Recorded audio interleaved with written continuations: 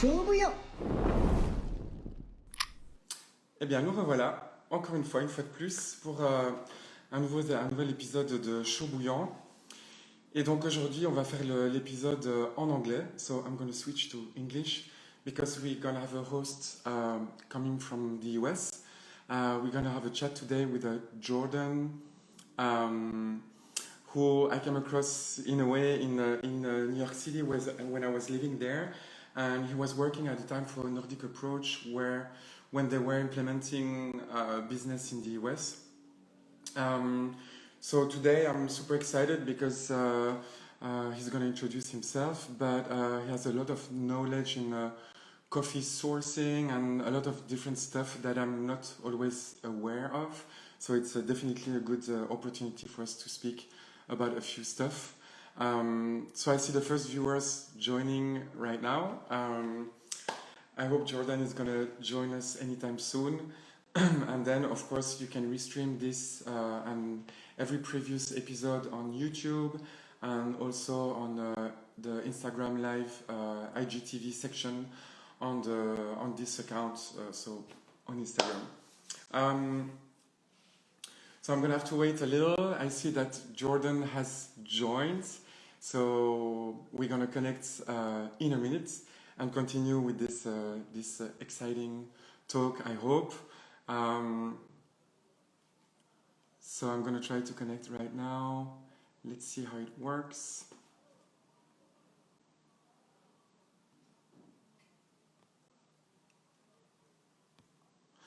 Okay, so I'm going to wait for request to be sent. And we'll see. Salut Emmanuel, en direct de New York. And we have Jordan connecting right now. So, by the way, hey. Hello. Hi, Jordan. How are you? I'm good, and you? It's nice to see you. Yeah, nice. Indeed, it's been a while. So, yeah, it's really nice. I'm really happy to host you today for this episode of Chaud Bouillant, which means boiling hot in French, but it's also an expression to say when we talk about topics or stuff that, can be sensitive sometimes. Okay. But so, yes. We're gonna get edgy. Well, no, Oh my God. I'm really happy to be here, and yeah, thank you for including me. Cool. Where are you at the moment then? I'm in Maine, or in Maine rather, at my new home. Okay, Yeah. nice. So we just moved here 1 week ago, and I have like a big forest and lots of woods, and yeah, it's really nice. Really happy. Wow. So are you working from home most of the time right now? Yeah, primarily. I mean, travel was really shut down, of course, with Yes. COVID, and so it's actually been quite nice to be flexible. I've been in Oregon with my family and here in Maine, and find new ways to communicate globally, which is really fun, actually. Cool. Jordan, can you maybe introduce Seaman, yourself? hey.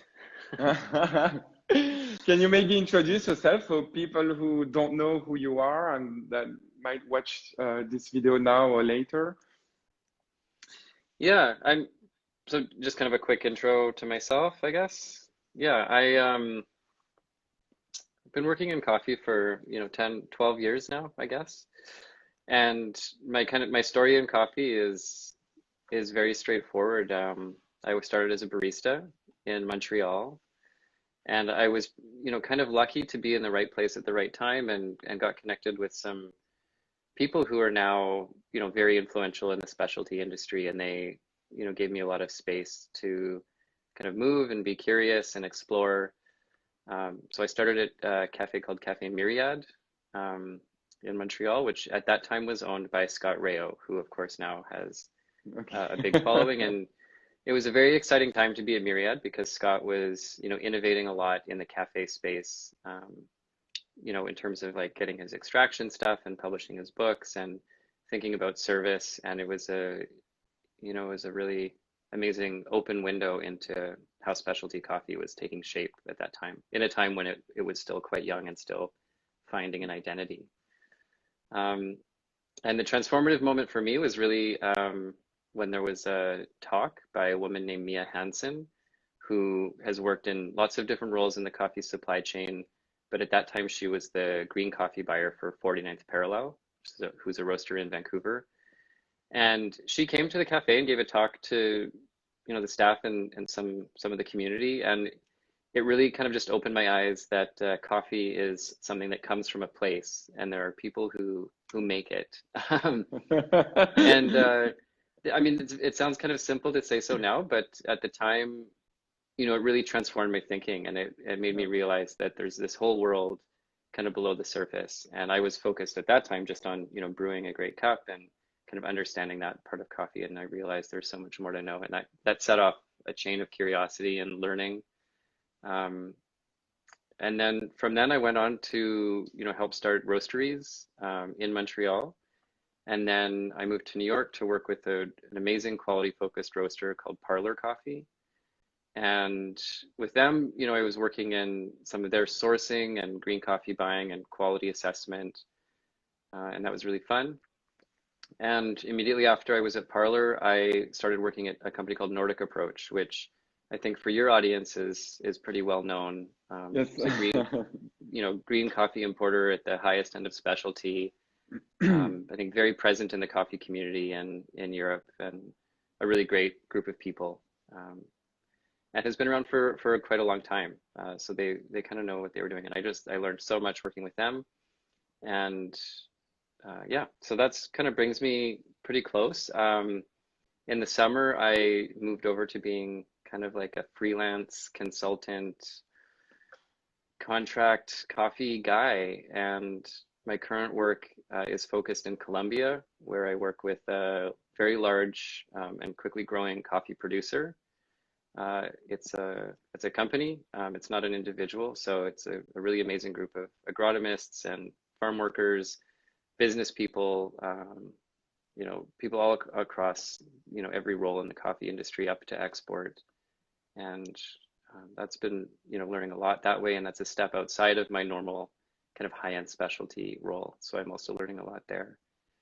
In addition to that, I do, a little bit of kind of sourcing and brokering, I guess, for roasters, helping connect new roasters with coffees across the quality spectrum, and doing consulting on that end of things. So helping people build supply chains that meet their needs, whether those needs are quality based or sustainability based. Kind of building out an entire program for people and helping them find coffees that really connect with their mission. That's okay. Wow. So that's my bio. Yeah, that's the CV.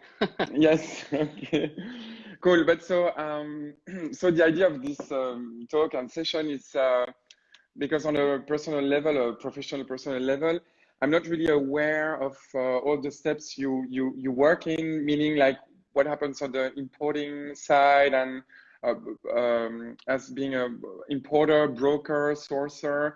This is very a blurry area to me, and it's true that often in the specialty coffee industry, when we are, let's say, on the other side, more like brewing or teaching or stuff like that, it's very things are very simplified in the way we understand the journey of coffee. It's like you have a producer, then you have an importer, or sometimes you don't have an importer. It's what we call direct trade. And then basically that's it. The coffee gets to the roastery.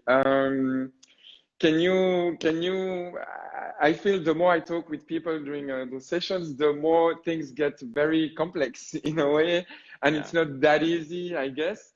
So what is a typical day or how do you, what is really your work, I would say, on site? Does it mean you travel to Colombia a lot of time, or when you advise roasteries, does it mean that you make connections, or you help also importing the coffee, or what is it that you do? Yeah.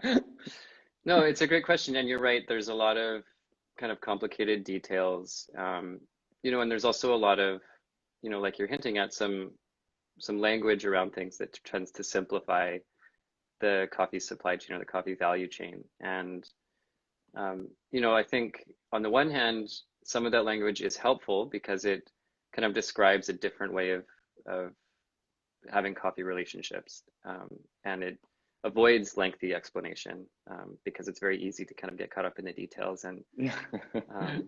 you know, my friends and family often start yawning when I tell them what I do, because it kind of gets to that place. But I mean, to answer your question, you know, there's a large range of players in the coffee industry, a large range of people who have a role to play in bringing coffee, you know, from seed to cup, so to speak.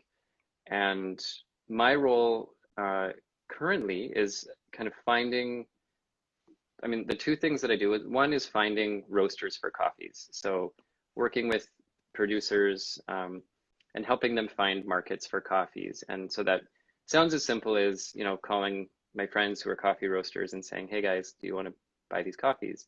Or I think you'll really like these coffees.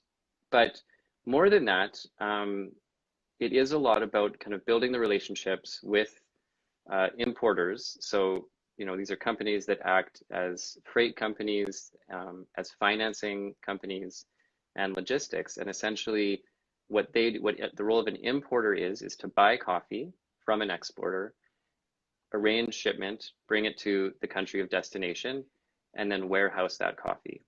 Mm-hmm. And it sounds really simple, but it's, you know, for specialty coffee, it's very difficult. The coffees are very expensive, so financing can become quite risky. Warehousing can be difficult to find good warehousing, because most coffee warehouses are designed for commercial coffees, so very large volume instead of the small volume that more specialty players work in. And then there's just kind of working efficiently. And so the role of an importer is to move coffee really quickly, so that it arrives in, you know, fresh and in a state that represents, you know, what the coffee was when it left the country of origin, or best represents the coffee that was produced. So, you know, in my current role, kind of interface with importers. So I kind of connect them with the producer, connect them with the end roaster, and kind of help facilitate that relationship. So, you know, roasters have different values and different needs in the interaction, and importers have different ways of working, different requirements and mandates. So it's kind of about helping facilitate that conversation a lot of the time. Okay. Yeah. Cool. Okay, let's go to a few questions then. Maybe the first to start is, what for you, what is the difference between commodity coffee and specialty coffee? What does make a difference between those two different types of coffee? Yeah, I mean, I mean, there's some very standard definitions out there around kind of cup score and the points that a coffee is assigned in quality. I do think specialty also has, you know, a higher level of interest in issues of sustainability. So environmental, economic, and social stability, or sustainability, I should say.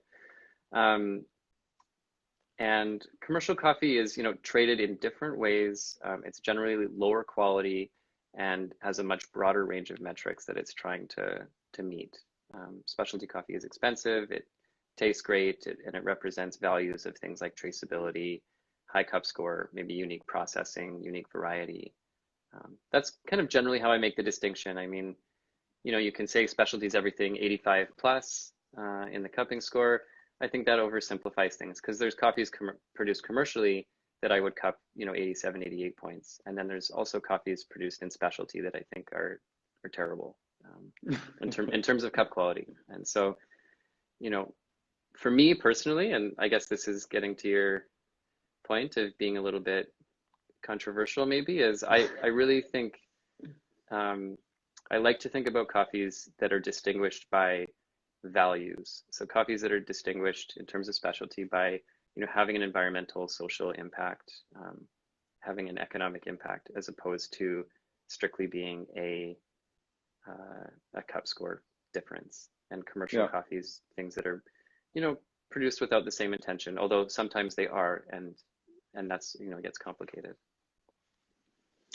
And yeah, one of the question because I'm really trying to understand, so as far as I understand, your definition between the commodity and specialty is not really based on quality, but more on practice, if I understand well.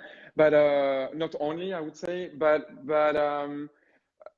to me, I'm always wondering, like, if we think about the quality score and we talk about 80 or 85% for specialty, and then lower than 80%, it's probably commodity as an official definition.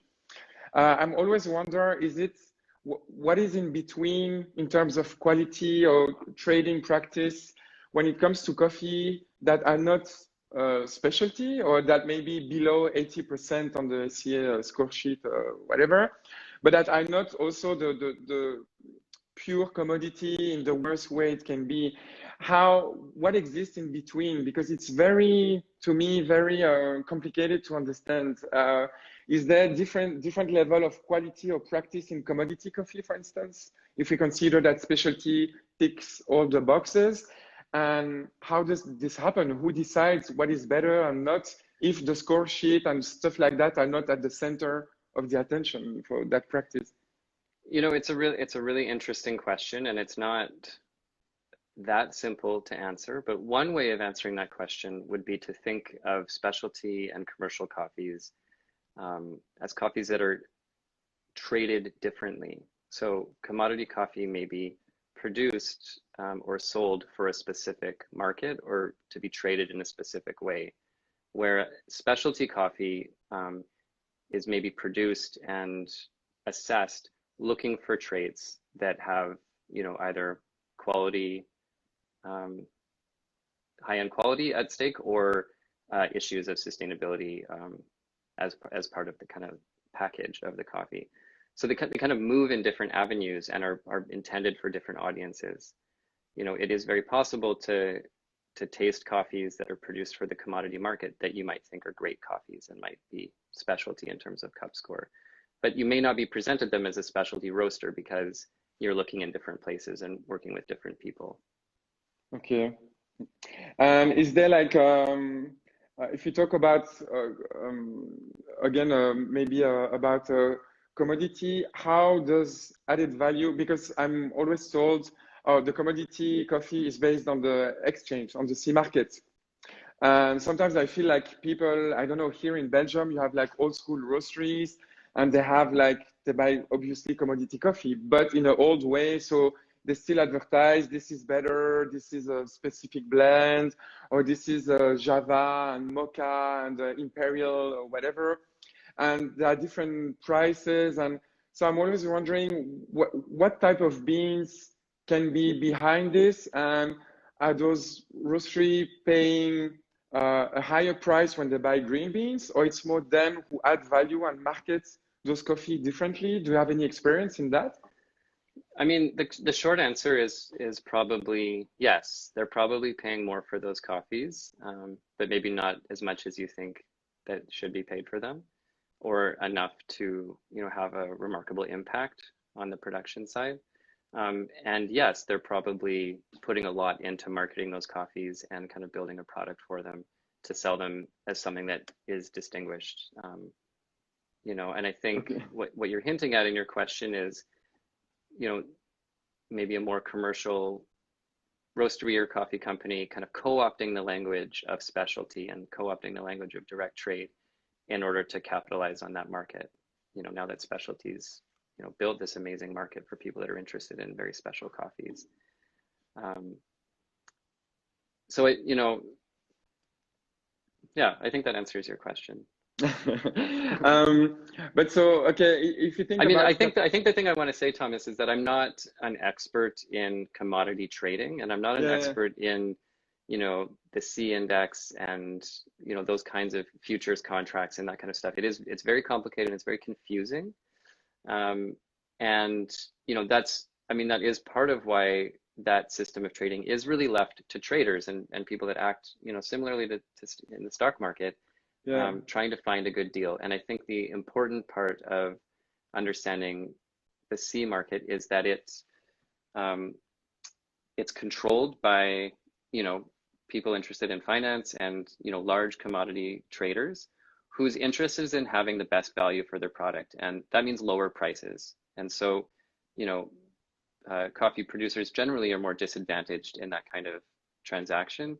And so, you know, the commodity market pushes prices down or tries to push prices down.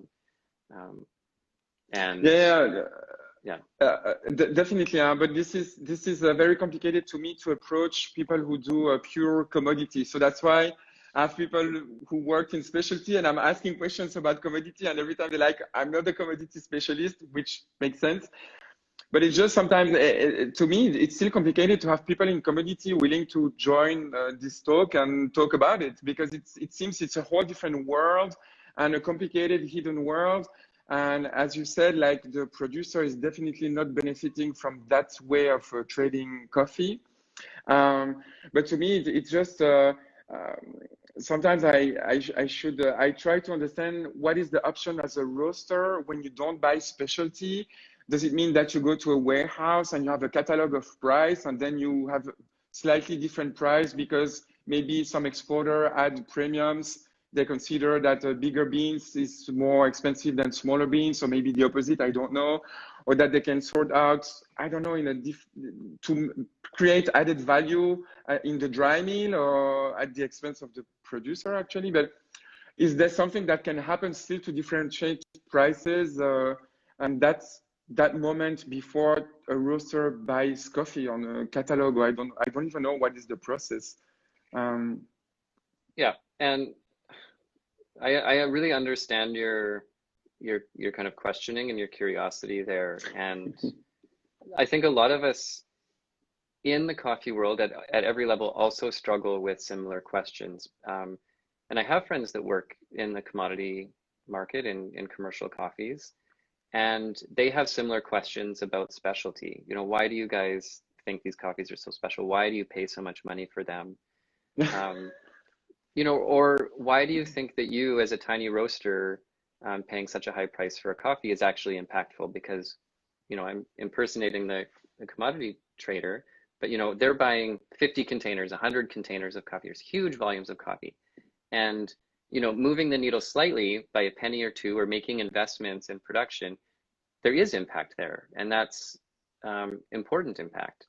You know, by and large, most of the coffee, you know, 98% of the coffee produced in the world is, you know, what we would call commodity coffee. And so, you know, any changes in that realm are very impactful. And, you know, you see, you know, large coffee companies, Nespresso, McDonald's, you know, these kinds of companies that make small investments in environmental initiatives or social impact initiatives, and they do have impact. And they may not be enough, and we may think that they can do more. But, you know, it's a very different way of approaching coffee.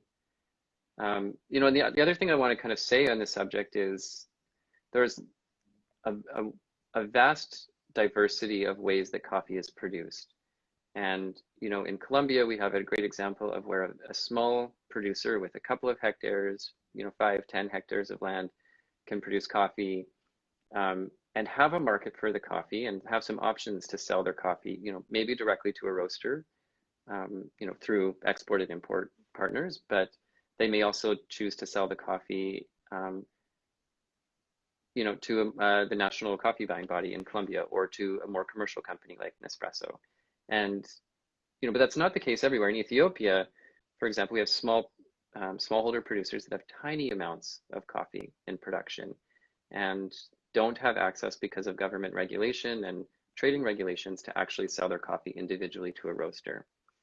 You know, in the context of Ethiopia, that's changing a little bit right now. But, you know, in Ethiopia, generally a coffee farmer would sell cherry, so, you know, unprocessed coffee, to, you know, maybe an exporter, and that exporter owns kind of the means of production in terms of, you know, processing the coffee and turning it into green coffee. Okay. Yeah.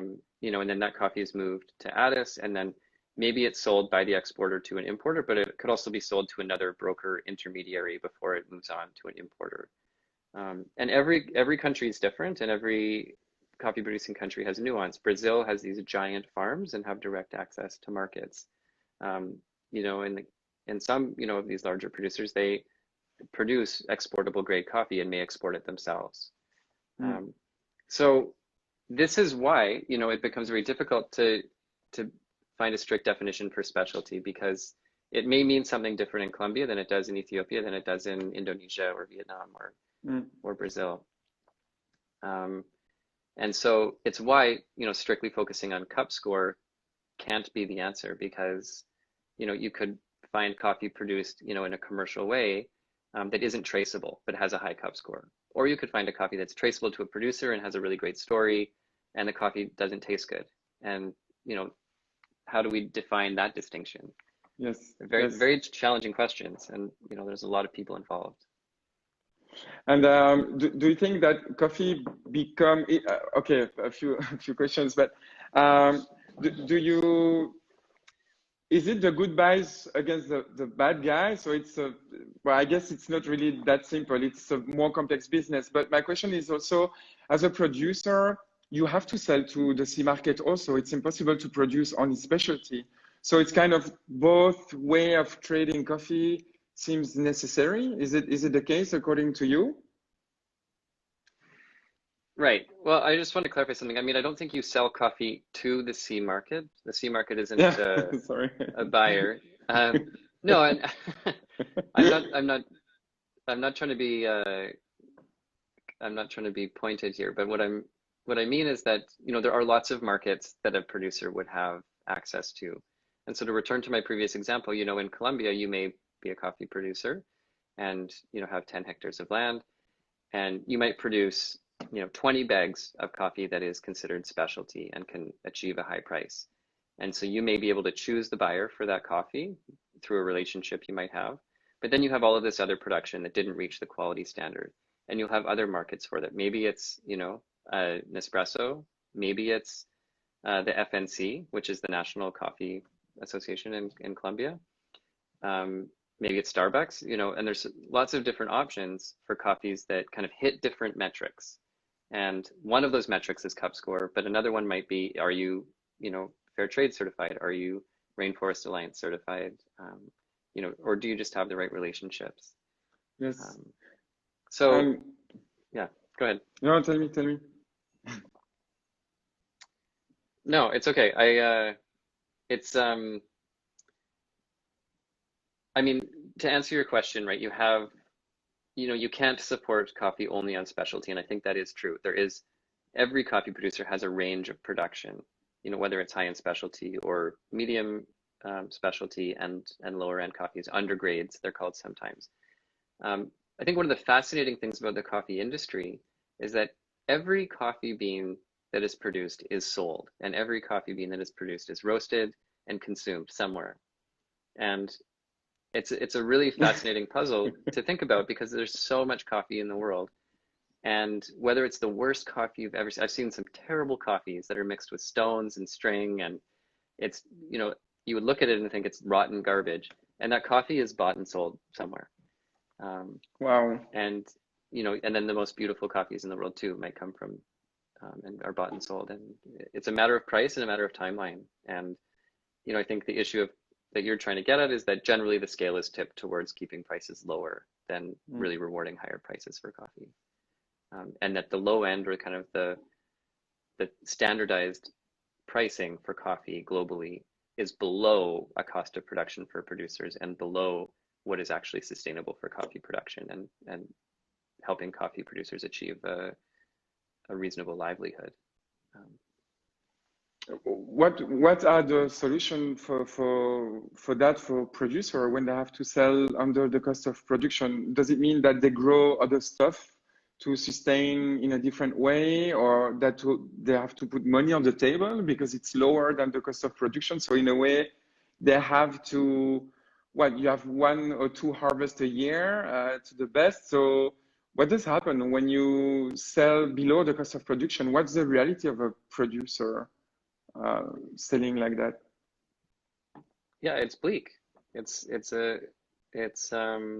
you know, I know personally coffee producers who are in debt because of, you know, trying to achieve higher prices in coffees that never matriculate. You know, I mean, in countries like Honduras and I mean, all over the place, the age of coffee producers is getting older. So there's very few young coffee producers in the world, and over generations of coffee production, people have seen, and I think people in coffee producing countries have seen that this isn't maybe a viable source of income.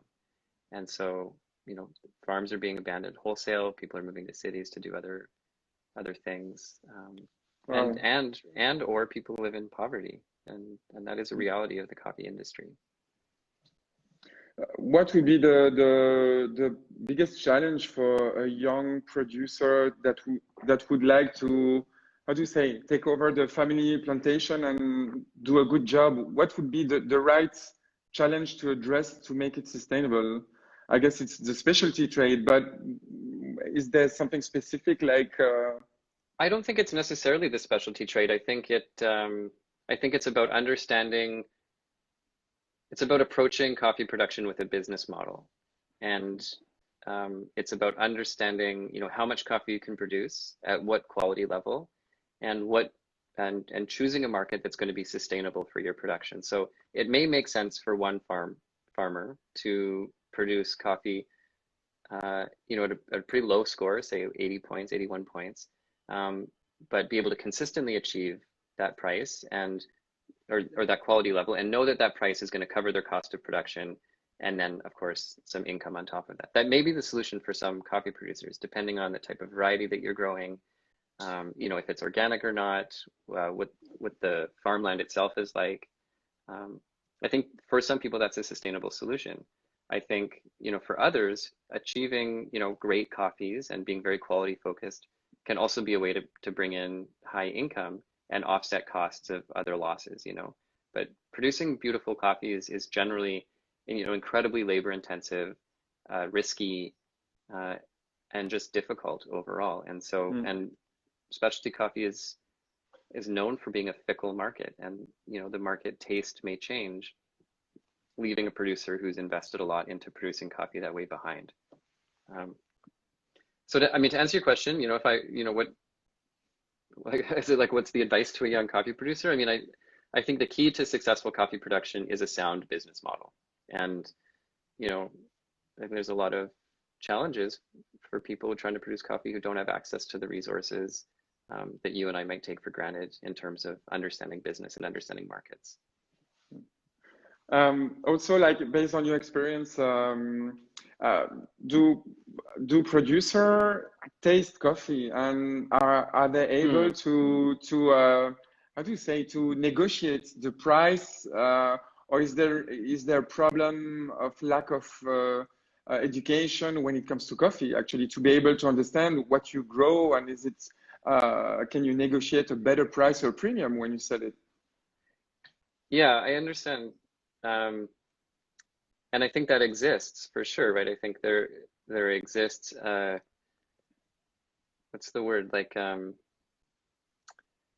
divorce between the expression of coffee in a market and kind of what a producer might see as the product. So I'm struggling with my words, but I think you're right that often coffee producers, or sometimes coffee producers, don't have access to what coffee looks like in its final expression, and therefore the value of the coffee can be kind of arbitrary. What you're willing to sell it for and what the market's willing to buy it for. And there's some really interesting research done by some friends of mine, and kind of initiatives around building consumption or building cultures of coffee consumption in producing countries. And countries that have a culture of coffee consumption can often kind of better understand the product. It's not a one-to-one relationship, but I think there's like kind of interesting work to be done around that, about putting more power in the hands of coffee producers, especially smallholder producers, in terms of understanding, how coffee gets expressed. Hi, Zane. But so let's imagine a producer have a better understanding of the coffee he grows. Does it mean he will be able to negotiate, or it's hard to negotiate in the system of selling and buying and trading? And I think it's, you see what I mean, huh? Yeah, of course. And I think it is, there is a way, and that's empowering to understand your coffee. Um, but I also think that the market is very challenging for everyone, and um, that there's, I'm not a coffee producer, but I think the cards are really stacked against smallholder producers, and that's one piece of it. But it's also, if there's a lot of people producing a lot of great coffees one year, the price is going to be down for high quality coffee. That's just a reality of supply and demand. Mm. And so I don't think it's the only thing at stake. Um, yeah, there's lots of other disadvantages that coffee producers face, whether it's poverty or, climate change, community violence, all kinds of things, that happen. Mm. Um, Another question, it's maybe also about roasting in producing countries. Based Mm. on also your experience, do you see a shift in producing countries who start to roast also locally, or to start to sell coffee more? Is there something happening right now? I think that's a really fun question to think about. I mean, and I only know anecdotally, and I find it very interesting that, in definitely like cities like Medellin and Colombia, there's like incredible coffee shops and roasting companies, most of which are pretty new. And, there's a really vibrant coffee culture around them. In Mexico, I mean, there's incredible coffee produced there and incredible coffee shops and people in that community like doing really interesting things that are kind of globally relevant in terms of specialty coffee. Um, but yeah, I mean, that's one of my favorite things when I'm traveling for work and exploring is seeing like these incredible cafes and unique ways of roasting coffee and brewing coffee at origin. Addis has some cool coffee shops in Ethiopia. Um, yeah. So I mean, I think you're right that there like it seems like there's more and more of that happening, but um, I think it's more of a kind of global interest in specialty coffee and kind of more um, financially secure coffee consumers in producing countries, maybe. I don't know. Mm. Yeah. Um, I want to go back to some stuff you mentioned about the labels. Like there are many labels now existing, whether it's organic or UTZ, rainforest, fair trade, different, so many labels. We know that most of the labels are related to commodity, if I'm not wrong. It seems like something necessary in an industry that might be in crisis, but do they have a role to play in specialty also? Or maybe I'm wrong. What's your opinion on this? I don't have a straightforward opinion. I think each certification means, something different. And, I it's a challenging question because I don't think, any certification is 100% the right answer. Um, and they're also not exclusive, right? So a coffee could be fair trade and Rainforest Alliance and organic and cup 89 points and be sold in the specialty market by a smallholder producer. Like all of those things are kind of possible. I mean, that might be very rare, but the point is, certification is often part of a program that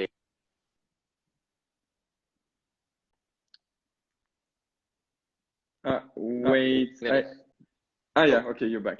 Yeah, it's fine. certification may be something that is demanded by a large, commercial coffee company on the roasting side. And so, for example, from what I understand, McDonald's only buys Rainforest Alliance certified coffees. And that's an environmental initiative on their part. They didn't start Rainforest Alliance, but that's what they've kind of chosen as their metric of environmental sustainability. But, I've tasted amazing coffees that would be sold in the highest end specialty coffees that are Rainforest Alliance certified.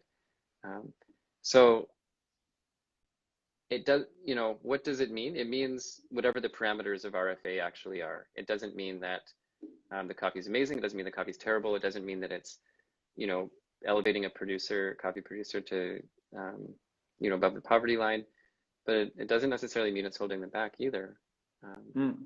You know, it means something. I don't know what RFA actually means, but it's something about preserving forests. I should learn more. Yeah, but there are so many labels that even I don't know, in Belgium, for a lot of consumer, it's very confusing because nobody understands really on the end consumer point of view, like the labels, except organic. And even though if you ask people, they think it means quality, where it means no synthetic pesticide, which is a different stuff. So I feel it adds confusion to a lot of consumer because the moment they see a label, they think it's good all the way, and there's not so many questions asked. I mean, really on the end consumer point of view, at least here. So it's more like, oh, there's a label, it's good. Here's a controversial opinion that I don't hold 100%, but you know, that may be the failure of coffee roasters of being able to articulate a message about their coffee. And so, you know, what I think successful coffee companies have done, or some successful coffee companies have done, is they've been able to advertise those labels to the coffee consuming public as something that is good. And they've been able to build a market for people and help people understand that buying organic coffee is good, buying fair trade coffee is good, you know, or whatever label is on the coffee. You know, if you put on your business cap, that's a success. You've successfully built a brand for the label on your coffee. And what specialty coffee, you know, has failed to do is build a clearly defined market where a coffee consumer can reach for any coffee bag on the shelf at the grocery store and understand this is good, right? And it might make you feel special, like, oh, this is fancy coffee or whatever, and I'm a foodie, so then I'm going to buy this bag. But you know, those trends come and go, and things fall in and out of fashion. I don't think I'm offending anybody too much when I say that. I mean, I think that's generally a problem facing the specialty coffee movement, and yeah.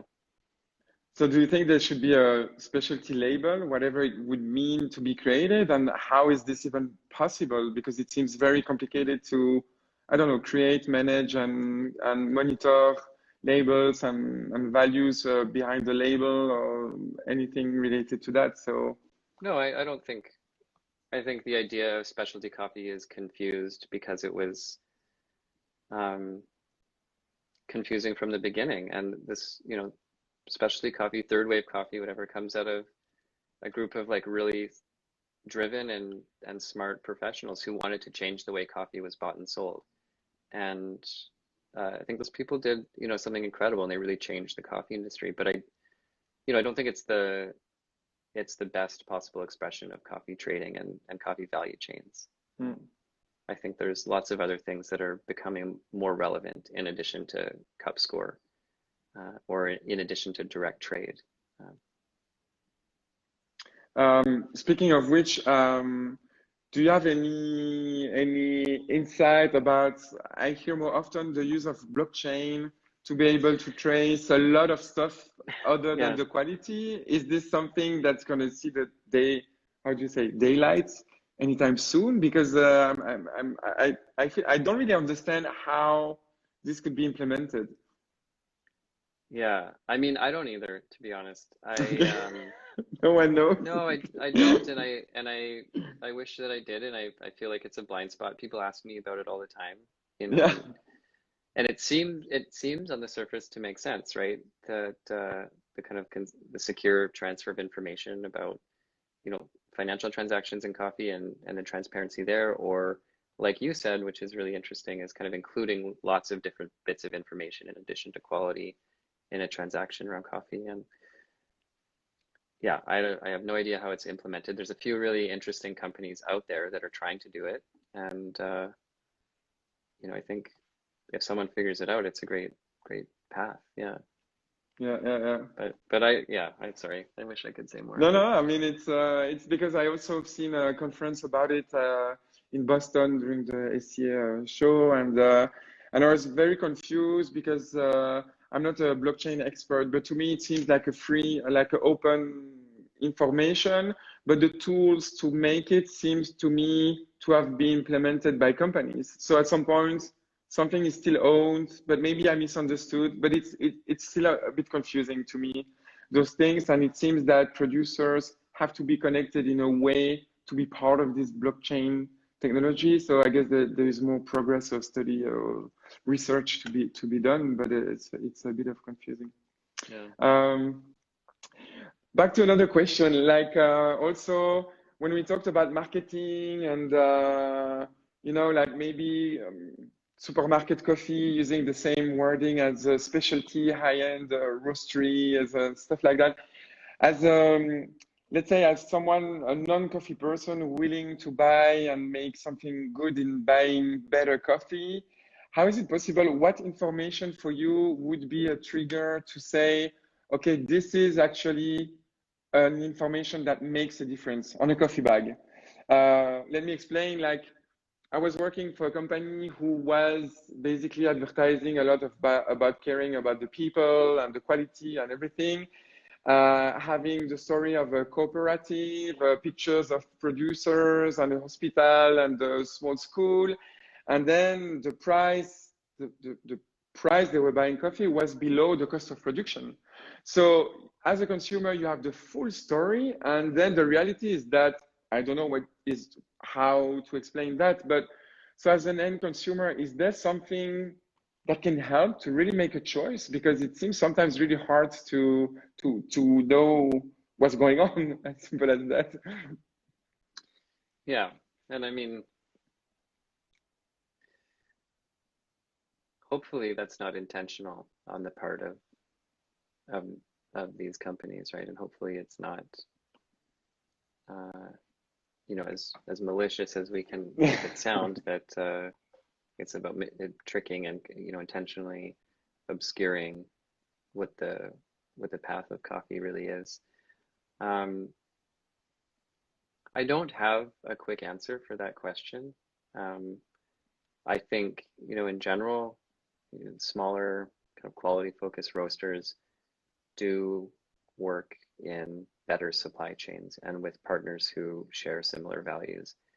And I think it's very reasonable to kind of ask questions about transparency in the value chain, traceability of coffee, to your local roaster. I think those questions are appropriate to ask. And I think this isn't to say that all commercially available coffees or coffees that you find at your supermarket or in big chains are, you know, bad coffees. But what I think, if you're a consumer who's wanting to kind of get the right, start asking the right questions and kind of get the information that might make you feel comfortable, that, you know, the kind of key areas are around transparency and traceability in the value chain. You know, asking questions like, where does this coffee come from? You know, is it a cooperative? Is it a single producer? You know, what kind of trading partners do you work with to get this coffee? You know, and they seem kind of like very intimate questions to ask someone who's running a business, and they are, but I think specialty coffee is open to them mostly, and that but that's the direction that kind of the leadership in changing the coffee industry is going, is really pushing on these questions. So, I mean, actually, you know, I want to mention one company that now that I'm thinking about it, is very interesting. It's not a company; it's an organization, and it's called Transparent Trade. And you know, there's a few folks doing this, and it's you know, there's a group of people that are involved in building transparency and empowering coffee producers in the transparency. You know, there's a specialty coffee transaction guide that's coming out of Emory University, and it's a really incredible group of people that are aggregating data from specialty coffee and building based on, at first on country, and then maybe even broken down smaller than that, what kind of baseline prices based on quality are. And this data is meant to actually be used by coffee producers to understand that 84 points in coffee gets, in average in my market, $2 or whatever it is, depending on where you are. And that's a key piece of information that coffee producers can use to be more empowered in negotiating around the value of their coffee. And coming out of that group is a group of roasters. So that's the Specialty Coffee Transaction Guide. Coming out of that group is a group that are doing something called the Pledge. And they're essentially pledging to sharing their FOB costs. So their costs basically at origin of coffee, which is one benchmark of measuring, is coffee paid at a reasonable price or not. Yeah. And so I think, asking if people know about the transaction guide, asking about if they know about the pledge for transparency, if your local roaster knows about that, they probably share your values, I guess. Yeah, probably. Yeah. Okay, maybe a totally different question. What is on the other side, let's say on totally the other side, what is the typical journey of a 90 plus coffee?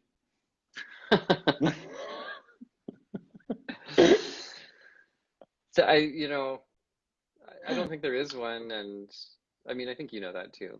I think yeah, or maybe do you have an example of what would be the journey of a 90 plus coffee, like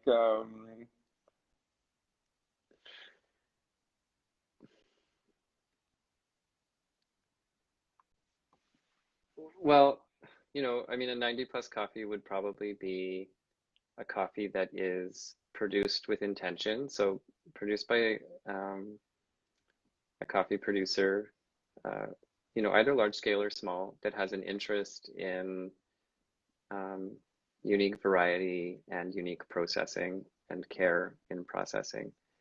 And that coffee would be, well attended in its kind of agronomical life and in its post-production life. So, it's not necessarily organic, but it's, grown in a unique place or with unique varietals, whether that's, high altitude Kenyan coffees or, a special variety grown in Panama.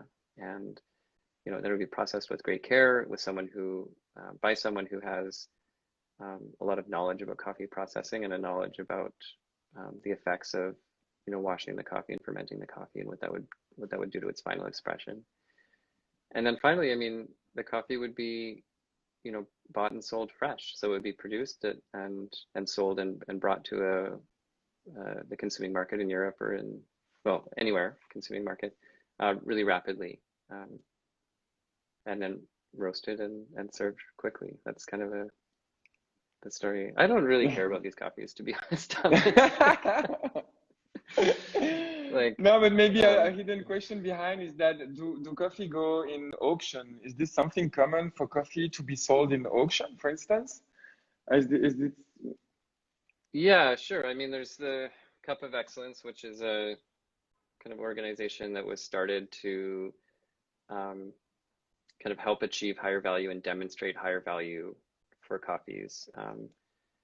And so, a panel of experts, both from the country of production, happens all over the world, and both the country of production and also, people from globally kind of get together and taste a bunch of coffees and then choose their favorites, evaluate them, and kind of the highest average scores are rewarded with prizes and sold at auction. And I mean, incredible coffees come out of that. And, I think it raises awareness of quality as a potential to achieve higher prices. Is it a model to be replicated for all of quality coffee? Of course not. It happens at a very small scale. But it is an interesting kind of educational tool around building awareness for great coffees.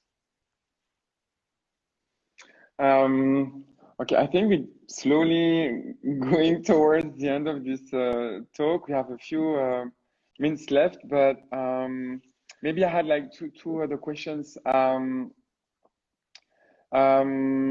Like when you talk about good coffee, is the fermentation a key element into having a great coffee, or is also like the soil?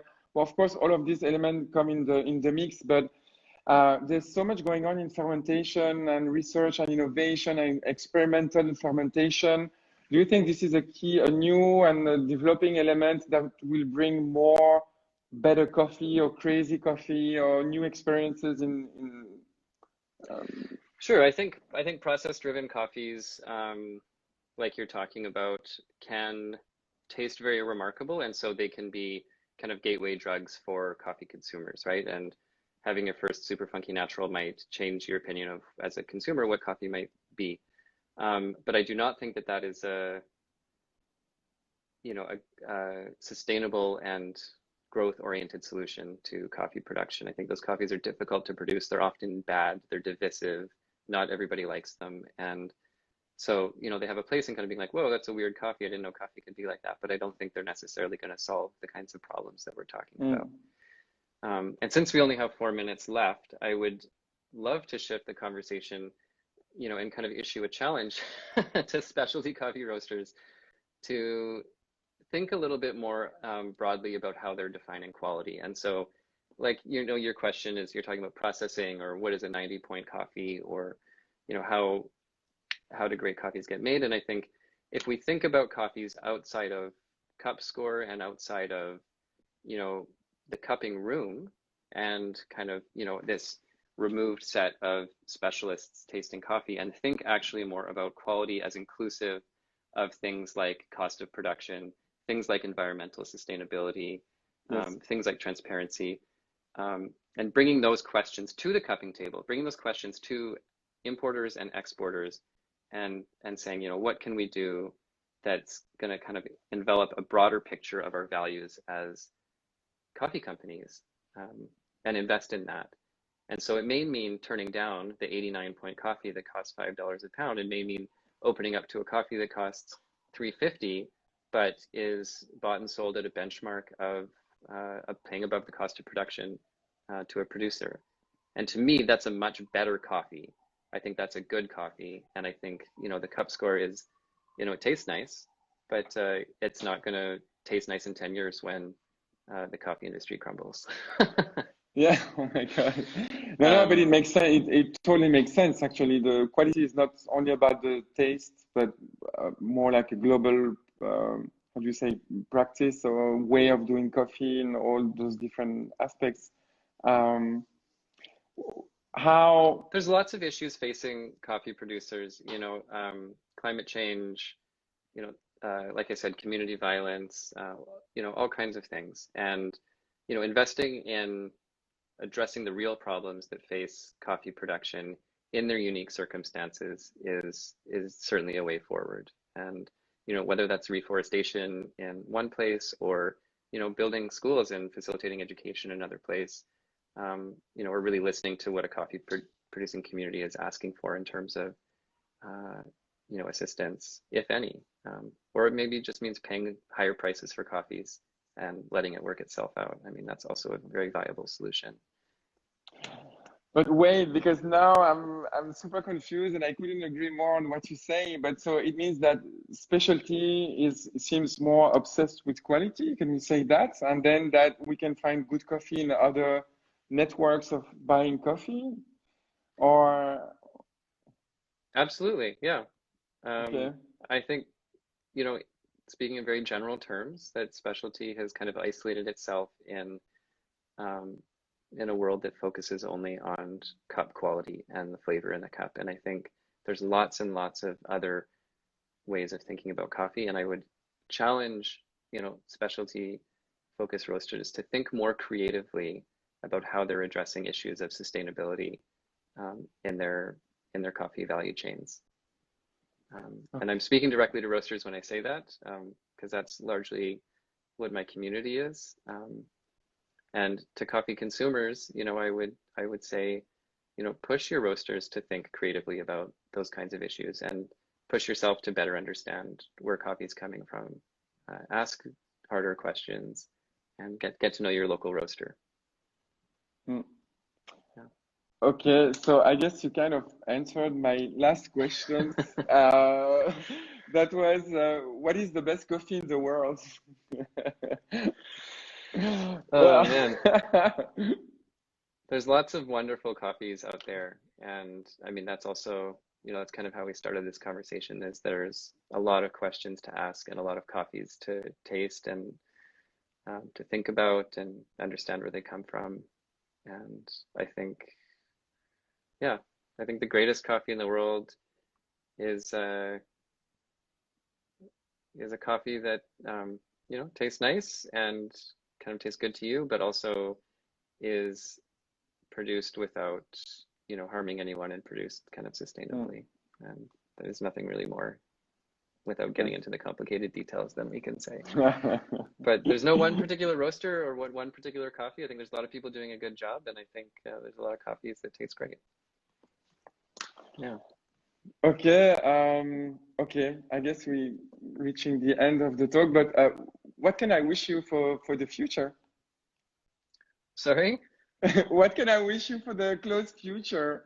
What's What can you your wish me? yes? Um, I'm actually I want to thank you, Thomas, for bringing me into the conversation. And the past couple of months, I've retreated a little bit, and it's actually been really nice preparing to talk to you and thinking more and again about coffee. And this conversation has actually gotten me quite excited about some of the things that are important to me. So thank you for that. Yeah. Okay, cool.